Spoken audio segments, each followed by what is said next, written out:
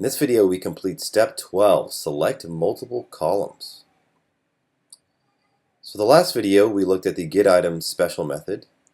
We tested whether or not our users pass us a single string and then we return just a single column data frame, assuming that string was one of the columns in the data frame. Now, in this video, we are going to select multiple columns with a list. So this is exactly what Pandas does, and we're following Pandas here. So the syntax will look something like this: df, and then within the brackets, we start a brackets, which is the universal selection operator for Python. We're going to place a list of column names as string in here and select just those columns. So we're just going to continue on here, and if our users, if the item they give us is a list, then we will branch off into here. So what we're going to do again is just going to return a data frame, and again we're going to map from the columns that they pass us to the arrays that the underlying NumPy arrays. So let's go ahead and write a for loop in here. We'll do a dictionary comprehension. So we'll say for column in self.data, let's call it column.values and column.data.items. So we'll iterate through both the column and the values.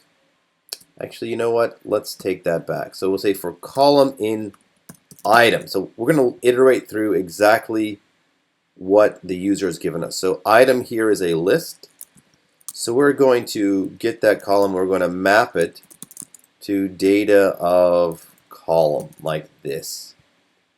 I think that's a better way of doing this. So we're only going to iterate through item, which is a list. So column is going to be a string name, and we're going to say make a mapping of column to that data. So that's all we're going to do, is we're going to return that. So that should work. Let's go test it out manually. I really like testing this out manually. So here's a df again, and let's say we want to get school and weight. Let's see if this works. Okay, that looks good. What if we want 3 columns? So school, weight, and state. Okay, that's looking good. So it's just a one line. Let's just explain this once again. So we're doing a dictionary comprehension.